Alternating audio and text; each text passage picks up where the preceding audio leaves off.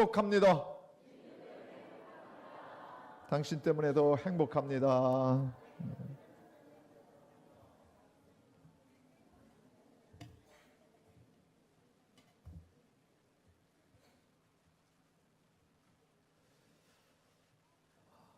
오늘 로마서 본문을 보면 사람들을 둘로 구분하는 것을 보게 됩니다. 하나는 진노의 그릇, 또 하나는 긍휼의 그릇.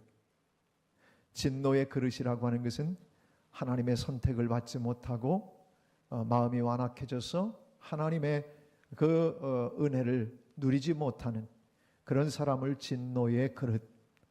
하나님의 은혜를 받고 선택을 받아서 그래서 하나님의 구원의 영광과 그 모든 것을 볼 수 있고 깨달을 수 있는 사람, 긍휼의 그릇. 오늘 한번 22절과 23절을 한번 볼까요? 어떻게 표현하고 있나 봅시다.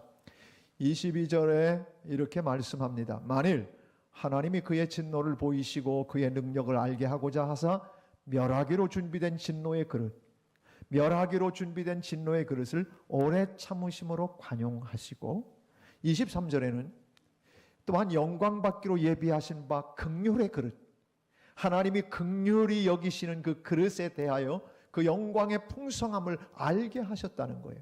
이게 다 하나님이 하셨다는 거죠. 하나님이 누구는 긍휼의 그릇, 누구는 진노의 그릇으로 결정하셨는데 이 결정에 대해서는 우리가 아무 말 할 수 없다라고 하는 거예요. 여러분, 우리는 지금 물어볼게요. 여러분이 진노의 그릇입니까? 긍휼의 그릇입니까? 뭔지 구분이 안 되세요? 하나님의 선택을 받아 이 자리에 와 있는 사람은 하나님의 풍성하신 긍휼을 힘입게 됐으니 긍휼의 그릇이라 그 말이에요. 성경을 통해서 보면 애굽왕 바로 이야기가 나옵니다.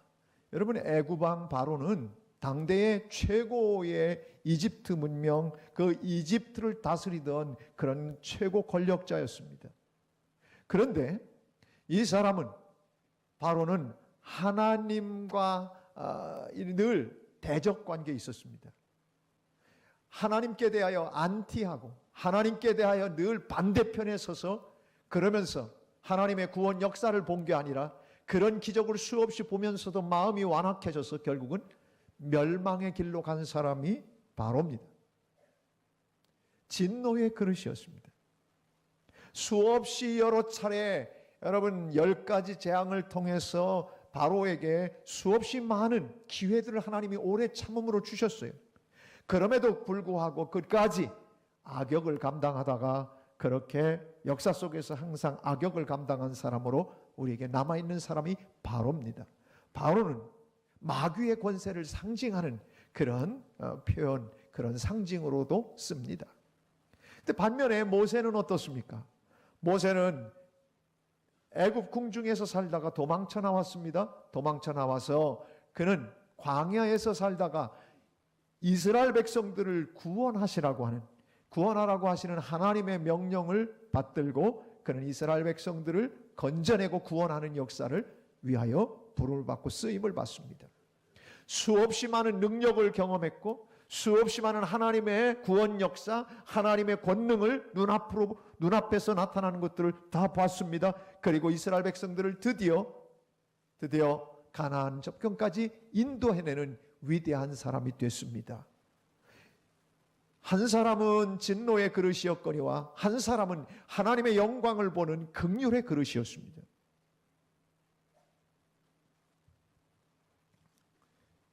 여러분, 우리는 구원, 이걸 긍휼을 받은 사람들 긍휼의 그릇이라고 오늘 표현하는 걸 여러분 한번 주의해서 한번 보시기를 바랍니다. 이 그릇은 24절에 보니까 이 그릇은 우리니 곧 유대인 중에서뿐 아니라 이방인 중에서도 부르신 자니라.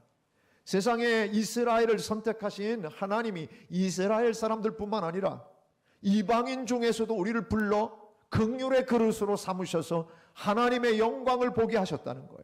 하나님의 영광, 구원, 승리, 그리고 영원한 생명, 더 나아가 우리가 하나님께서 예비하신 그 영원한 나라에서 누릴 그 영광스러움, 이 모든 것을 알게 하시고 누리게 하신 긍휼의 그릇, 이게 유대인 중에서도 그런 사람이 있고 이방인 중에서도 그렇게 불러서 이런 역사들을 보게 하셨다는 거예요. 여러분, 그러니 이방인인 우리가, 이스라엘 백성들도 아닌 우리가 이제 예수 그리스도를 믿고 긍휼의 그릇에 우리가 들어왔으니 이 얼마나 감사하고 감격스러운 일이냐 그 말입니다.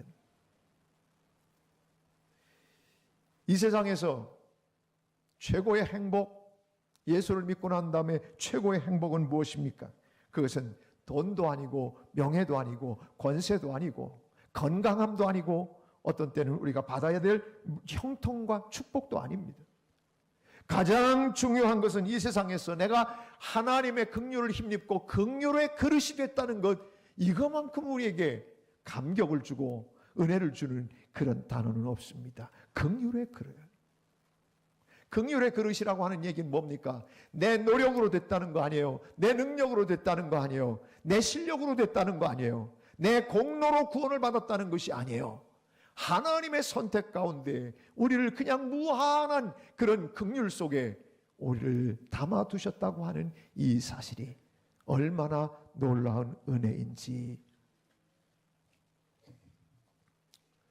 근데 여러분, 이 행복은 어디에서 온 겁니까? 오늘 성경 본문 말씀을 통해서 호세아 선지자의 이야기를 통해서 이 구원의 행복, 그리고 긍휼의 그릇이 된 우리를 어떻게 표현하고 있는가 한번 보십시오.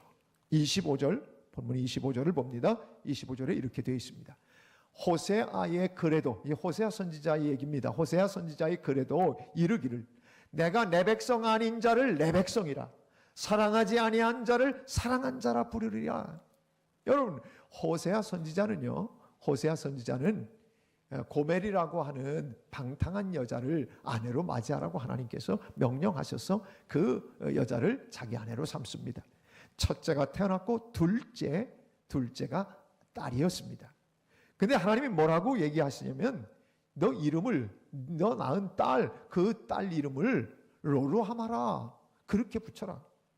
예, 로루하마라고 하는 얘기는 무슨 얘기냐면 긍휼히 여김을 받지 못하는 자, 그런 뜻입니다. 여러분, 우리나라도 뜻 이름 자체에 좋은 의미를 담아서 이름을 짓습니다. 그 전에 보니까 이름을 짓는데 쌍둥이가 태어났는데 이 쌍둥이 이름을 뭐라고 붙였냐면 박차고 나온 놈이 셈이나, 이렇게 이름을 붙였어요. 그래 한동안 매스컴에 나왔어요. 성은 박씨요, 차고 나온 놈이 셈이나, 둘째가 박차고 나왔는데 셈이나, 이렇게 붙이는 것은 아주 특별한 경우입니다.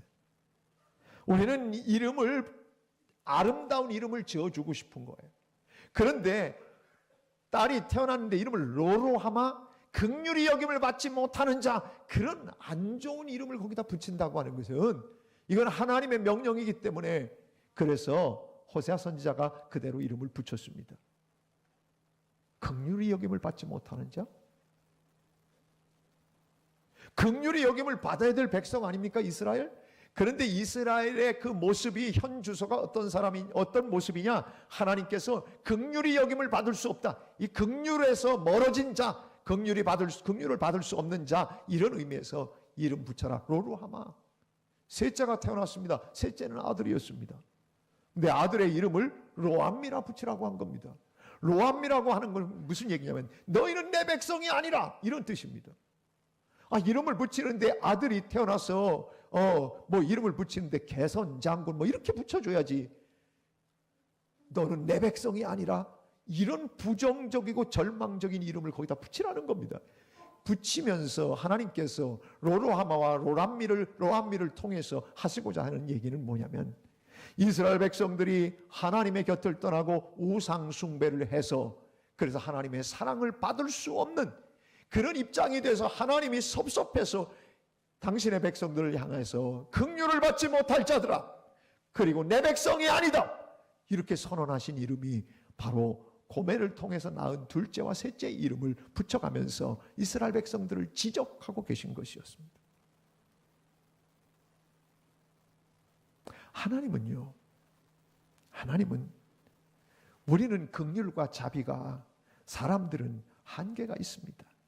긍휼을 베풀고 싶어도, 자비를 베풀고 싶어도, 사랑을 베풀고 싶어도 다 한계를 가지고 있습니다. 근데 하나님은 그 자비와 긍휼이 무궁하신, 그래서 여러분, 우리를 하나님께서 얼마나 긍휼히 여겨 주셨냐면, 오늘 이렇게 호세아 2장 23절의 그 이야기, 그리고 또 호세아, 여기 오늘 말씀은 1장에 있는 말씀, 그것들을 그대로 지금 인용해서 사도 바울이 로마서에 쓰고 있거든요. 내가 나를 위하여 그를 이 땅에 심고 긍휼히 여김을 받지 못하였던 자를 긍휼히 여기며 내 백성 아니었던 자에게 향하여 이르기를 너는 내 백성이라 하리니 그들은 이르기를 주는 내 하나님이시라 하리라 하시냐. 이 말씀을 인용한 거예요. 결국 이 말씀은 어떤 내용이 되냐면 호세아 선지자가 예언한 내용인데, 이스라엘 백성들이 여러분 어떻게 됐습니까? 바벨론 포로로 잡혀갔습니다.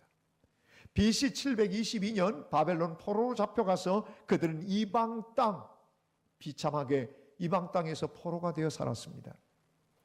그들의 마음속에는 하나님이 우리를 긍휼히 여기지 않는다, 하나님이 이제 내 백성이 아니라고 하나님이 버리셨구나, 이런 자괴감이 들어 있었습니다. 근데 하나님은 호세아 선지자를 통해서 너희들이 그렇게 바로 버림을 받았다고 생각하는 그곳에서 너희들이 하나님의 아들이라고 일컬음을 받게 되는 놀라운 은혜가 있을 것이다, 그렇게 얘기해 준 겁니다. 26절, 오늘 본문 26절을 한번 가봅시다. 26절, 이 말씀이 바로 이 얘기입니다. 너희는 내 백성이 아니라 한 그곳에서, 로암미, 로로하마, 이 바로 그 장소에서 그들이 살아계신 하나님의 아들이라 일컬음을 받으리라. 이것이 여러분 어떤 예언으로 이루어졌냐면, 이스라엘 백성들이 70년 포로 생활이 끝내지고 바벨론 강대국이 무너지면서 페르시아 제국의 왕 고레스라고 하는 왕이 페르시아 대제국을 이루게 되어집니다. 그때에 바벨론 사람들은 다른 나라 사람들을 데려다가 포로로 잡아와서 친바벨론화 시키는 일들을 했습니다. 그런데 페르시아는 어떤 정책을 썼냐면, 외부에서 데려온 사람들, 이 사람들을 자기 나라로 돌아가게 하고, 그렇게 해서 관대한 그들의 종교를 갖게 하고 그들이 모든 것들을, 문화와 모든 걸 인정해주는, 바벨론으로 만드는 것이 아니라 이들은 페르시아 제국은 오히려 그렇게 그들의 것들을 다 인정해주는 정책을 쓰기 시작했습니다. 그래서 페르시아 첫 번째 왕이었던 고레스 왕이 오르고 나서 에스라 1장에 가보면 이런 이야기를 해주고 있는 걸 봅니다. 에스라 1장 3절 말씀입니다. 거기 이렇게 합니다. 이스라엘의 하나님은 참 신이시라. 지금 이 얘기가 누구 얘기냐면요, 페르시아 대제국의 왕 고레스가 하는 이야기입니다. 그 입으로, 이방인 아닙니까? 이방 왕입니다. 그런데 그 입으로 뭐라고 그러냐면 이스라엘의 하나님은 참 신이시라, 이렇게 인정하기 시작한 겁니다. 그리고 뭐라고 그러냐면 너희 중에 그의 백성된 자는 다 유다 예루살렘으로 올라가서 이스라엘의 하나님 여호와의 성전을 건축하라, 무너진 성전을 건축하라, 그는 예루살렘에 계신 하나님이시라, 너희들 고국으로 돌아가라. 그래서 고국으로 돌아가는 그런 고토 귀한 명령을 받게 된 겁니다. 하나님 참 하나님, 참 신이시라는 거예요. 그리고 너희들, 그 다음에 4절은요 뭐라고 얘기하나 보세요. 4절은요 그 남아있는 백성이 그쪽으로 고국으로 돌아가지 않고 그냥 남아있는 백성들이 있다면 어느 곳에 머물러 살든지 그곳 사람들이 마땅히 그 이스라엘 백성들이 살아가는 그곳에서 사람들이 마땅히 은과 금과 그 밖의 물건과 짐승으로 이스라엘 백성들을 도와주라는 겁니다. 포로됐던 자들에게 자유를 줄 뿐만 아니라 오히려 이스라엘 백성들을 주변 사람들이 도와서 은, 금, 그리고 다른 물건들로 짐승으로 도와주라는 겁니다. 그리고 너희들도 성전 건축을 위해서, 이스라엘 백성들이 성전 건축하는 걸 위해서 예물을 함께 기쁘게 드리라. 여러분, 지금 포로로 잡혀가 있는 곳에서 하나님이 지금 그 역사를 도대체 일어날 수도 없는 불가능한 상황을 페르시아 왕을 통해서 지금 이루고 계시는 겁니다. 바로 그곳에서 하나님의 회복의 은혜를 주신다. 오늘 호세아서의 말씀이 바로 그런 말씀입니다. 그러니까 바꿔서 얘기하면 이방인이었던 우리가 도저히 구원받을 수 없는, 하나님의 구원에 동참할 수 없는 우리들이었음에도 불구하고 이제 우리를 긍휼의 그릇으로 삼으시고 구원하셔서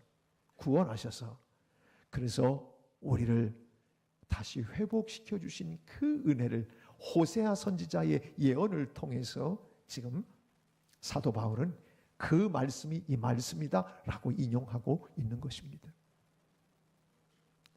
초대교회도 마찬가지였습니다. 유대인들이 박해를 피해서 여기저기 흩어져 살았습니다. 디아스포라, 흩어져 사는 유대인들이 곳곳에서 살았습니다. 그런데 흩어져 살아가던 그들, 그래서 성경에 보면 본도, 갈라디아, 그리고 그들이 살아가던 모든 삶의 현장을 여러 가지로 얘기합니다. 갑바도기아, 아시아, 비두니아 이런 데서 막 뿔뿔이 흩어져서 살았습니다. 그런데 그들이 가는 곳마다 하나님의 아들들이라, 하나님의 자녀라고 하는 그런 모든 사람들로부터 도망을 가서 살고 피해서 사는데 그 살아가는 삶의 현장에서 하나님이 함께하는 사람들로 인정받는 놀라운 역사가 그 이후에도 이루어졌습니다.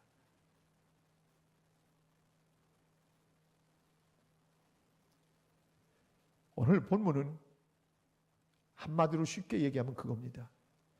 자격 없는 자가 긍휼함을 입게 되어지고 말도 안 되는 상황, 도저히 구원받을 수 없는 상황에서 구원받게 하시는 놀라운 하나님의 은혜, 그래서 그들로 하여금, 하나님의 사람들로 하여금 하나님의 아들이라고 다른 사람들이 말하게 만들어주시는 분이 우리 하나님이시라는 거예요. 예수 믿고 난 다음에 가장 큰 최고의 행복 중에 하나가 바로 이겁니다. 오늘 본문 26절을 한 번 더 봅니다. 26절, 너희는 내 백성이 아니라 한 그곳에서 그들이 살아계신 하나님의 아들이라 일컬음을 받으리라. 여러분, 우리가 누굽니까? 도대체 구원받을 수 없는 우리가, 도대체 건진받을 수 없는 우리가, 진노의 자녀로 살아가던 우리가 하나님의 아들이라고 하는 일컬음을 받는 자들이 됐다는 겁니다. 여기 하나님의 아들이라고 하는 얘기는 하나님의 딸도 다 포함됩니다. 여자분들이 아멘을 잘 안 하셔서 제가 이거를 수정해 드립니다. 하나님의 아들, 여기는 딸도 들어갑니다. 딸도 들어간다고요.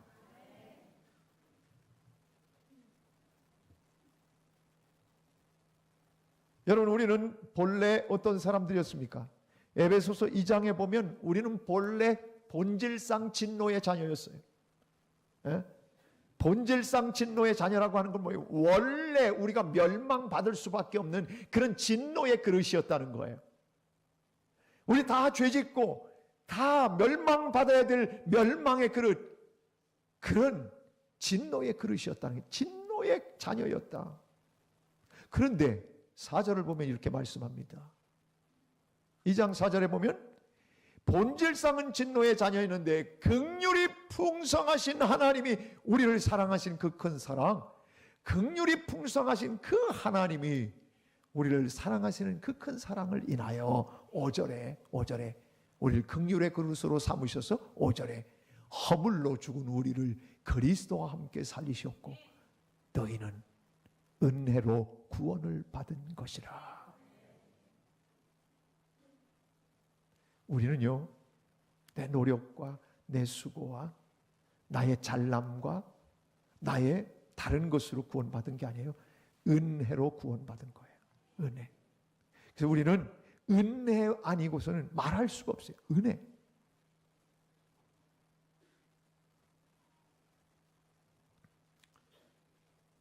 근데 은혜를 받고 긍휼의 그릇이 된 사람들이 그 다음 어떻게, 에베소서 2장 6절에 보면요, 6절 말씀에 보면 그 다음 또 함께 일으키사, 그리스도 예수 안에서 함께 어디 앉혔다고요? 하늘에 앉혔다는 거예요. 여러분이 지금 하늘에 앉혀임을 받은 존재라는 것을 여러분이 믿습니까? 땅에 있잖아요.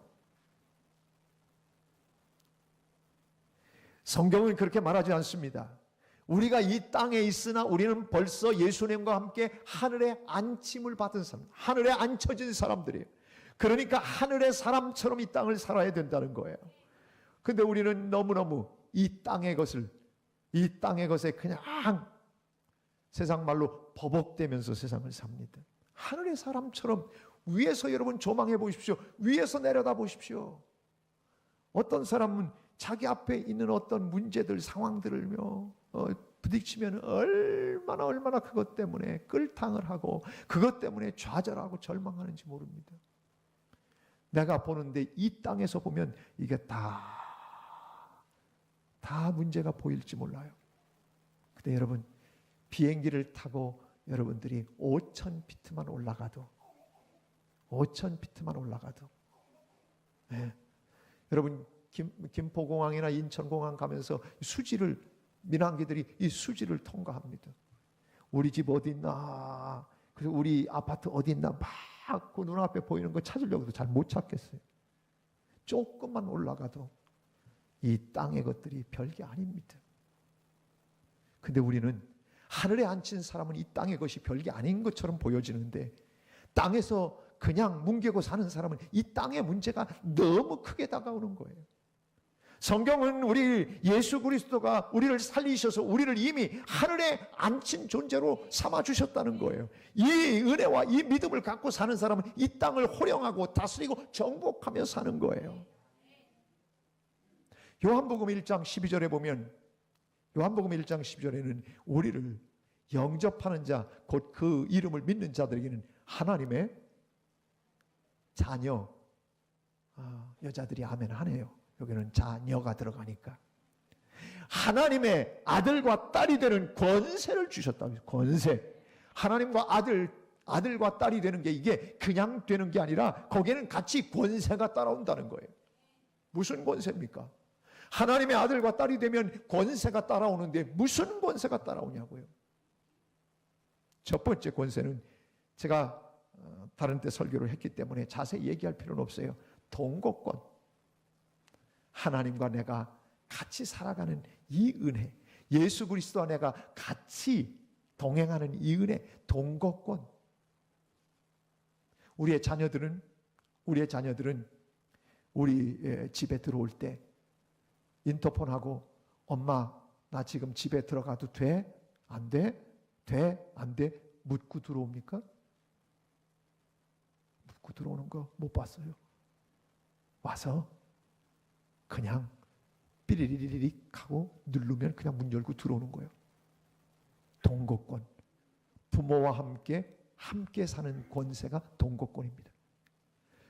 여러분, 우리가 본질상 진노의 자녀였다고 하는 이야기는 무슨 얘기냐면, 원래 우리 족보는 멸망받을 수밖에 없는 멸망의 집안.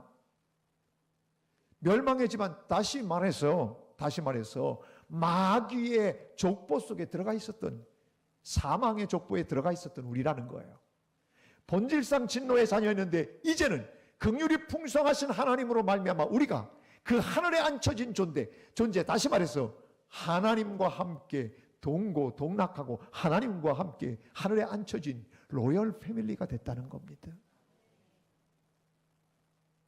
우리 족보, 마귀의 족보에서 빼서 하나님의 족보, 하나님의 그 은혜와 사랑과 영광을 보게 되어지는 그 족보 속으로 우리를 집어넣은 거예요. 여러분, 우리가 완전히 신분이 변화된 거예요. 죄인에서 의인이 되고, 그리고 멸망받을 그런 마귀의 자녀에서 하나님의 자녀로 우리가 신분이 바뀐 거예요. 동거권, 권세가 있어요. 그리고 우리에게는 뭐가 있냐면 천국권이 있어요. 천국권, 기도하는 권세예요. 하나님 앞에 내가 아들이기 때문에, 내가 딸이기 때문에 마땅히 요구할 수 있는 권세가 있는 걸 천국권이라고 해요. 기도할 때 우리에게 주시는 그런 권세, 축복들을 얘기할 때 우리는 바로 천국권이라고 얘기해요. 우리의 자녀들이 집에 와서 학교 등록금 고지서를 내밉니다. 내밀고 나면 얘가 그걸 가지고 앞에다 붙여놓고 내가 어떻게 해서 등록금을 마련할까? 그리고 나는 어떻게 할까? 나는 결혼 때가 다 돼가는데 나는 어떻게 마련해서 결혼을 할까? 그거 자녀들이 얼마나 염려합니까? 등골이 빠지든 상관하지 않아요. 나 결혼할 거야. 그러면 그 다음부터는 부모의 책임이 됩니다. 청구할 수 있는 권리예요. 자녀들만이 그 권리를 갖고 있는 거예요. 오늘 그래서 자녀가 되는 권세를 주셨다고 말씀하고 있는데, 그리고 여러분들이 이 땅을 떠나고 나면 여러분이 애지중지 모았던 것 다 자식한테로 가게 되어 있습니다. 세금을 잔뜩 맞겠지만은 뭐예요? 상속권입니다. 결국은 자녀들에게 상속이 되는 거예요. 이게 상속권입니다. 자, 이런 권리는 제가 평소에도 얘기했어요. 그런데 오늘 본문을 통해서 보면서 제가 본문을 통해서 하나님의 아들이 되면 가장 큰 또 하나의 권세가 있는데, 그건 뭐냐면 다스리는 권세예요. 정복하는 권세예요. 하늘에 앉혀있는 사람이에요. 이 땅에서 빚을 대며 살아가는 것이 아니라 하늘에 앉아있는 자처럼 이 땅을 내려다보면서 아이고 그까짓까, 아이 그까이그 뭐, 이런 사람들이 되는 거예요. 별것도 아닌 일에 목매고, 별것도 아닌 일에 좌절하고, 별것도 아닌 일에 세상 다 무너진 것처럼 살지 않아요.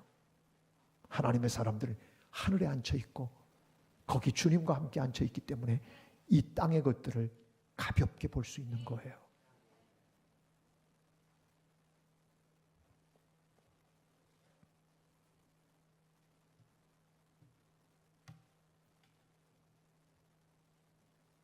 저는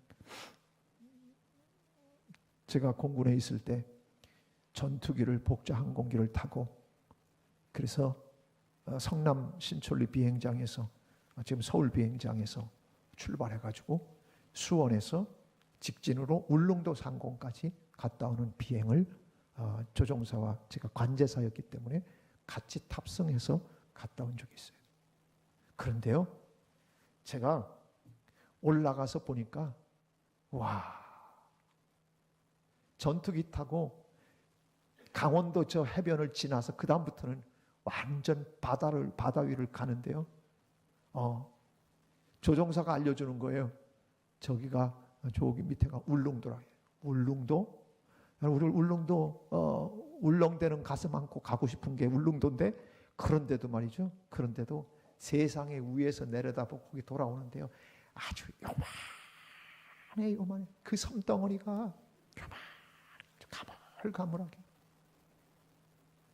하늘에 앉혀져 있는 사람은요, 이 땅에 별것도 아닌 것에 그렇게 몸살하며 살지 않아요. 왜?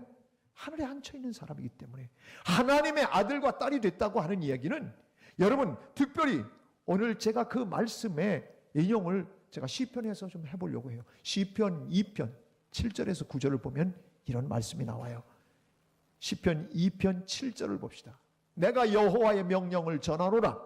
여호와께서 내게 이르시되 너는 내 아들이라.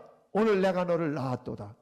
여러분, 이 말씀을 예수 그리스도에 대한 예언으로 보는 그런 견해도 있습니다. 그러나 이 말씀은 다윗에게도 하신 이야기고, 오늘 예수를 믿고 따르는 우리에게도 똑같이 하나님께서, 왜 그렇습니까? 여러분, 어떤 때는 예수님이 우리 주님이시기도 하고 또 여러분 형님이기도 하십니다. 왜 그렇습니까? 하나님도 예수 그리스도를 아들이라고 하셨는데 우리들 보고 뭐라고 하십니까? 성경을 계속 찾아보십시오. 우리들도 똑같이 아들이라고 합니다. 그러면 예수님이 형님이지, 오빠지. 그러니까 예수님이 가지신 그 권세가 오늘 나의 권세라고 성경은 얘기해 주고 있는 거예요. 예수를 믿고 하나님 안에 들어와 있는 사람은 아들에게 주시는 모든 권세가 내 권세가 되는 거예요. 오늘 내가 너를 낳았도다 라고 말씀해 주고 계십니다. 너는 내 아들이라는 거예요. 너는 내 아들이야. 이제 내 아들 되면 어떤 권세가 있나 보십시오. 8절 8절. 내게 구하라. 청구권을 사용하라는 거예요. 그러면 내가 이방 나라를 내 유업으로 주리니 내 소유가 땅 끝까지 이르리로다. 여러분, 예수 그리스도의 예언으로 본다면 예수 그리스도가 어땠습니까? 온 세상을 다 정복하시는 유업으로 온 땅을 차지하셨어요. 다윗에게로 적용한다면 이 시편 2편을 다윗에게 적용하면 다윗은 최고의 땅덩어리들을, 이스라엘이 가장 많은 땅덩어리들을 차지하는 유업을 차지한 왕이 됐어요. 내 소유가 땅 끝까지 이르리로다. 아브라함 보고도 이런 말씀을 해주셨는데, 아브라함의 후손들이 전 세계에 지금 이렇게 우리 아브라함의 후손들, 믿음의 후손들이 전 세계에 펼쳐져 살아가고 있어요. 내 소유가 땅 끝까지 이르리로다. 여러분, 아들이 되면, 딸이 되면, 아버지가 회사의 회장이면 그 아들, 딸들도 역시 실세가 됩니다.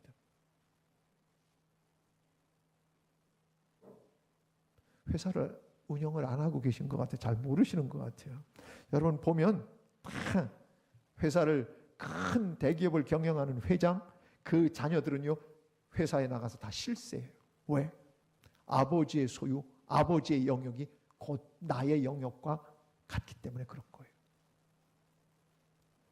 그래서 마지막 9절에 2장 시편 2편 9절에는 이렇게까지 얘기합니다. 유업을, 온 세상을 유업으로 너희들이 차지하리라. 그 다음에 제 최고 큰 권세 중에 하나예요. 내가 철장으로 그들을 깨뜨리며 질그릇같이 부수리라.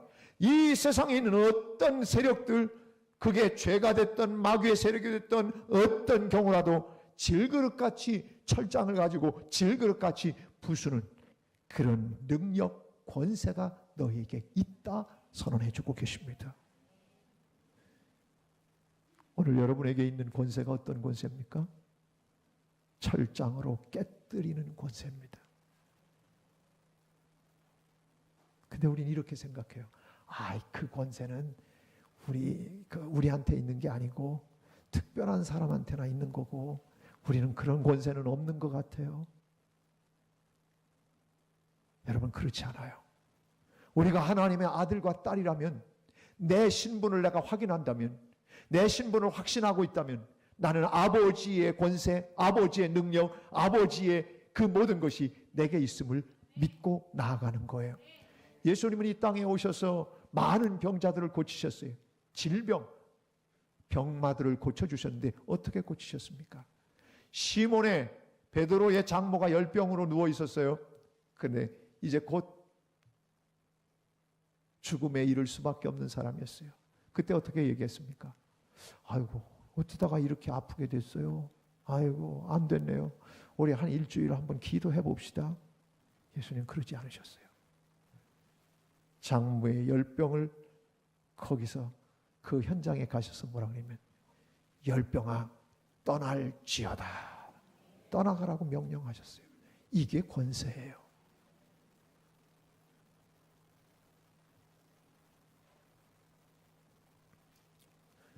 귀신에 들린 사람들이 있었어요. 예수님 당시에. 근데 귀신 들린 사람들, 다른 사람들은 못 고쳤어요. 근데 예수님이 뭐라고 그랬어요? 귀신을 내어쫓는 권세를 우리에게 주셨다고 그랬어요. 귀신에 들려 있다고 하는 건 뭐예요? 제정신으로 살지 않는 사람을 얘기하는 거예요. 오늘도 우리에게 어떤 권세를 주셨냐면, 모든 귀신을 제어하고 모든 악한 마귀의 권세를 깨뜨리는 권세를 우리에게 주셨다고요. 그것이 바로 우리에게 주신 권세입니다. 그 권세. 삶 속에 마귀의 세력들이 갖가지 방법으로 우리의 삶에 다가옵니다. 그때마다 여러분이 어떻게 해야 돼요? 이 권세를 사용하셔야 돼요. 예수의 이름으로 명하노니 모든 악한 세력은 결박될지어다. 이렇게 예수의 이름으로 선포하며 나아가는 거예요. 모든 병만은 나사렛 예수의 이름으로 명하노니 내게서 떠나갈지어다. 명령하시는 거예요. 지난 금요일 날 천영호 장로님, 부산의 백양로 교회의 장로님이 간증하는 한국 교계의 크리스찬 신문과 한국 기독공보 두 개가 아주 유명한 신문인데 그 사장님이신 장로님이 자기 인생 망가졌던 인생을 회복시키시는 이야기를 하면서 특별히 자기 아내를 만나서 이 병원에서 도저히 치료할 수 없어서 엉금엉금 겨가는데 배꼽이 줄줄 질질질질 그리고 배가 복수가 차갑고 아주 비참하게 그런 모습으로 죽을 시간만 기다리고 있었는데 누가 소개한 한 사람 권사님한테 가서 기도를 받고 싶다고 아내가 마지막으로 그 소문이 있다고 해서 데리고 갔어요. 그런데 세상 모든 병원에서 다 포기하고 더 이상 방법이 없었는데 그때 그분이 신학생이었대지 않습니까? 보수적인 부산에 있는 신학교의 신학생이었는데 자기는 그런 걸 안 믿었다는 거예요. 아내를 데려가서 안수 받으라고 집어넣고 마지막 소원이니까 자기는 밖에 있었는데 권사님이 그러더라는 거예요.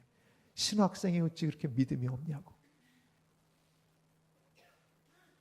그리고 그 아내 위에 손을 얹고 기도했어요. 예수의 이름으로 명하노니 모든 질병은 떠나갈지어다. 모든 복수에 차이는 모든 것들은 다 빠질지어다. 예수의 이름으로 명령했는데요. 그날 다 빼내.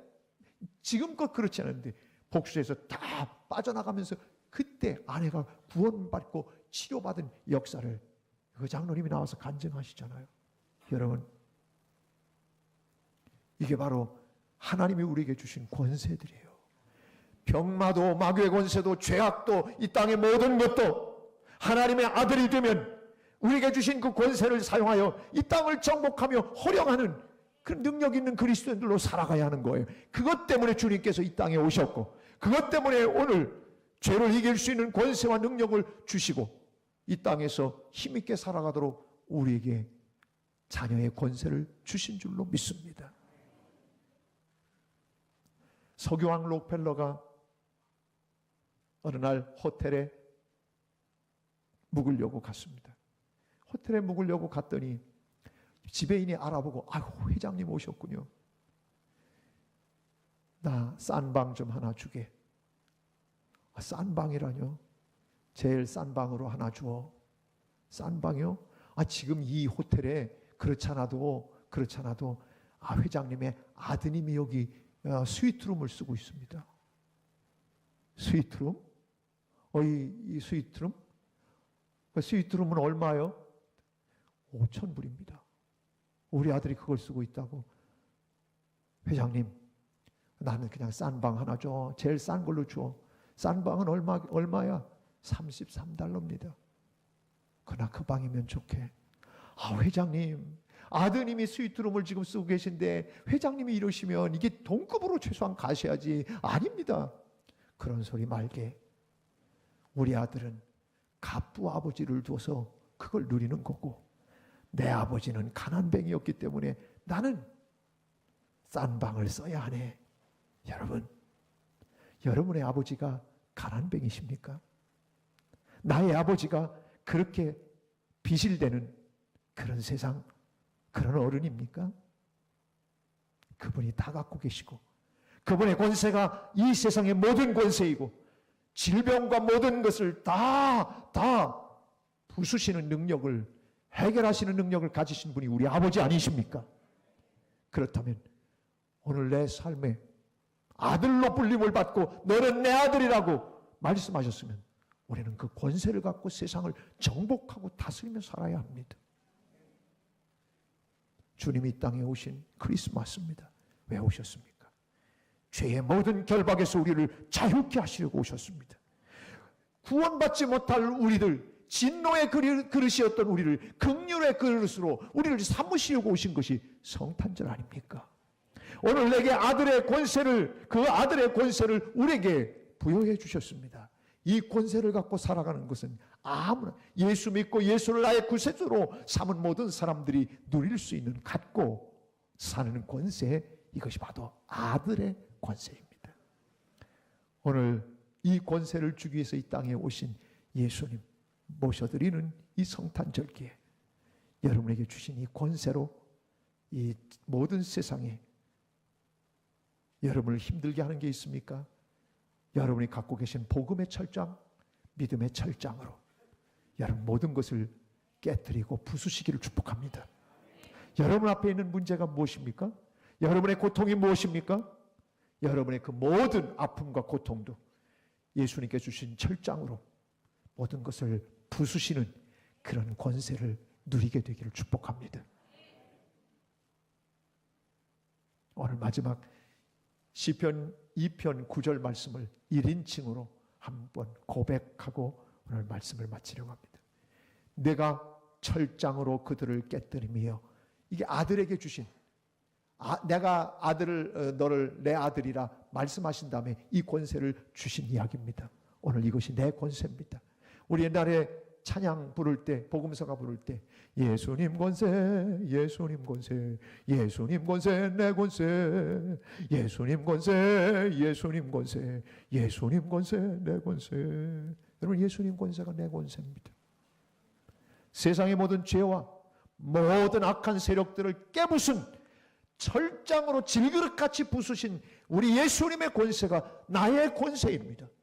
그 아들 된 자들에게 주신 이 권세를 오늘도 여러분들이 사용할 수 있게 되길 바랍니다. 내가 여러분의 이름을 넣고 오늘 부수리라, 거기까지 함께 1인칭으로 고백해 봅니다.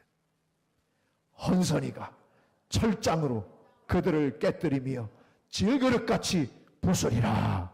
아멘. 하시도다는 안 해도 돼요. 한 번 더. 헌선이가 철장으로 그들을 깨뜨리며 질그릇같이 부수리라. 아멘. 이런 권세와 능력을, 아들의 권세를 여러분들이 누리며 살아가는 이 절기가 되기를 주님의 이름으로 축복합니다. 우리 함께 찬양하겠습니다.